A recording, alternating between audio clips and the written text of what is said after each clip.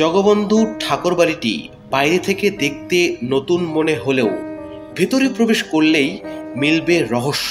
যেহেতু এটা তখনকার সময়ে এটা কুচবিহারের আন্ডারে ছিল, সেক্ষেত্রে কুচবিহারের রাজা নৃপেন্দ্রনাথ নারায়ণ তখনকার সবাই আপনি জানেন যে নৃপেন্দ্রনাথ নারায়ণ স্কুল এইটা এবং হচ্ছে ডাকবাংলো সবগুলোই ওনার তৈরি করা। দেবী চৌধুরানীর এক অতি প্রাচীন পিতলের ভাঙা মূর্তি এই ঠাকুর বাড়িতেই স্থাপন করা হয়। এখন আছি নীলফামারী শহর থেকে একটু ভিতরে গ্রামের দিকে। এগিয়ে যাচ্ছি দেবীগঞ্জ উপজেলার দিকে। দেবীগঞ্জ পৌর সদরের চৌরাস্তা থেকে করতোয়া সেতুর দিকে যাওয়ার পথেই এশিয়ান মহাসড়ক সংলগ্ন মধ্যপাড়ায় 1 একর 4 শতাংশ জমির উপর জগবন্ধু ঠাকুরবাড়িটি নির্মাণ করা হয়। ব্রিটিশ স্থাপত্যের সাথে মিল রেখে ইট সুরকি চুন পাথর ও লোহার সমন্বয়ে জমিদার বাড়ির আদলে এটি নির্মাণ করা হয়।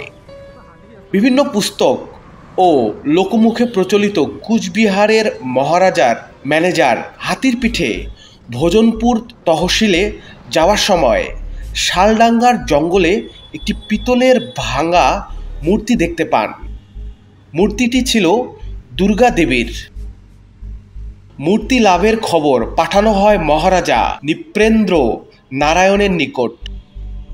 রাজা বলে পাঠান মূর্তিটি আংশিক ভাঙা, সেহেতু সেটি কাশীতে পাঠিয়ে ভালোভাবে নির্মাণ করা হোক এবং দেবীগঞ্জে একটি মন্দির নির্মাণ করে তারপর মূর্তিটিকে প্রতিষ্ঠিত করা হোক সেই মন্দিরে।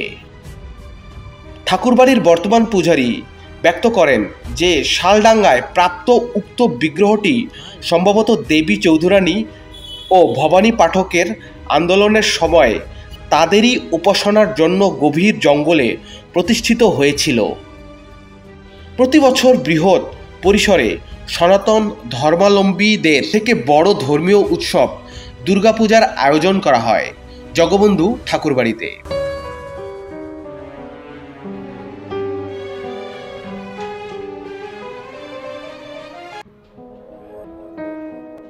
জগবন্ধু ঠাকুরবাড়ির মন্দিরের মূল ভবনে প্রবেশের জন্য রয়েছে একটি গোলাকৃতির প্রবেশদ্বার, যার উভয় পাশে উঁচু 2টি পিলার এবং বাম দিকে পুরোহিত প্রবেশের জন্য রয়েছে একটি ছোট প্রবেশদ্বার। মন্দিরের ভেতরে আলো বাতাস চলাচলের জন্য গোলাকার আকৃতির 8টি জানালা এবং মন্দিরের ভেতরে 6টি কক্ষ রয়েছে। ডান পাশের কক্ষে দেবী কালীর প্রতিমা, মাঝের কক্ষে দেবী দুর্গার এবং বাম পাশের কক্ষে কৃষ্ণ ঠাকুরের প্রতিমা রয়েছে।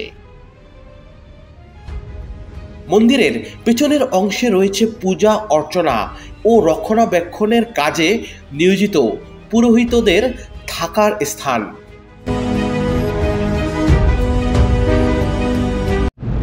তো ভাই আপনার তো বাসা এখানেই? হ্যাঁ, বাসায়। আরে মন্দিরের সংলগ্ন?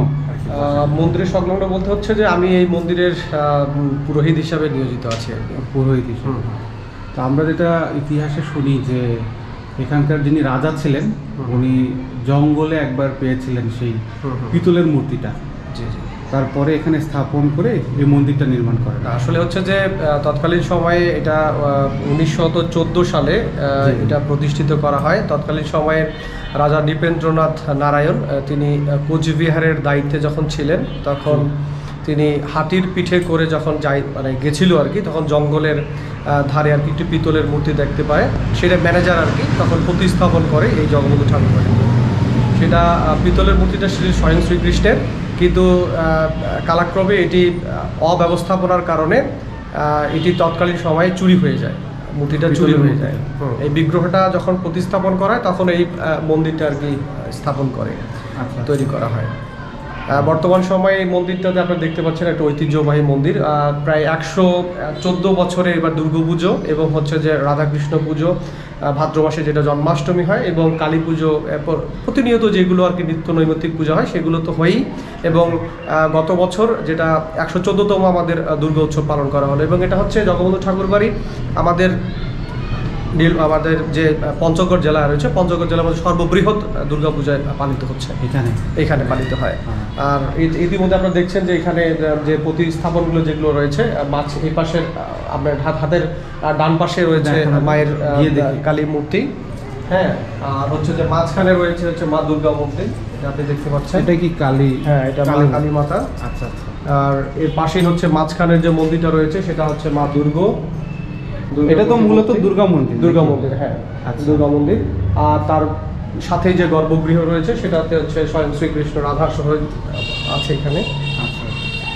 তো এইখানে এমন কোনো জিনিস এখনো আছে যেটা আগের যুগের? না, আগের যুগের বলতে শুধুমাত্র এই কাঠামোটাই শুধুমাত্র আগের যুগের নির্দেশন করে, আর বাকিগুলো সব কালাক্রমে সবগুলো ধ্বংস এবং হচ্ছে যে চুরি হয়ে গেছে। এই যে আমরা স্ট্রাকচারটা দেখতে পাচ্ছি, যেগুলো এগুলো হচ্ছে এটা পুরোটাই হচ্ছে, হ্যাঁ, প্রায় 114 বছর আগে। এটা বয়স 114 বছর। হ্যাঁ, 114 বছর। আর এখানে রেগুলারই এখন পূজা অর্চনা হচ্ছে এবং প্রতি শুক্র এবং শনিবারের গীতা পাঠ এবং ভজন কীর্তন শুক্র এবং শনিবার ব্যতীত বৃহস্পতিবার এগুলো করা হয়। মানে বাংলাদেশের বিভিন্ন জায়গায়? হ্যাঁ, অবশ্যই দর্শনার্থীরা আসে, যেহেতু একদম পুরোটা কীর্তি, সেক্ষেত্রে অনেক লোকজন আসে।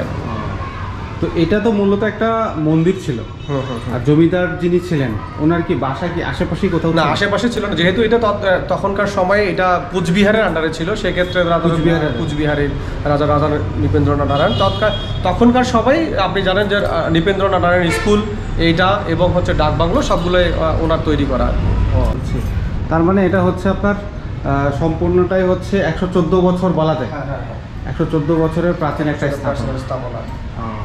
তার মানে এই যে কাঠামোগুলো আমরা দেখতে পাচ্ছি সবগুলো 100 বছরের, এগুলো সব 114 বছর। তারপরে এই টিনগুলো যেগুলো দেওয়া কিছুটা সংস্কার হয়েছিল, সংস্কার করে পরে ইয়া করা হয়েছে। তার মানে এখানে পুরাতন বলতে শুধু এই মন্দিরটাই আছে, আর তেমন কিছু নেই? না, যেগুলো ছিল সেটার মধ্যে হচ্ছে যে পিতলের মূর্তিটা ছিল সেটাও তো চুরি হয়ে গেছে। ও আচ্ছা আচ্ছা। এটা কতদিন আগে চুরি হয়েছে? তাও এটা অনেক আগে, আজ থেকে প্রায় তাও 30-40 বছর আগে। 30-40 বছর।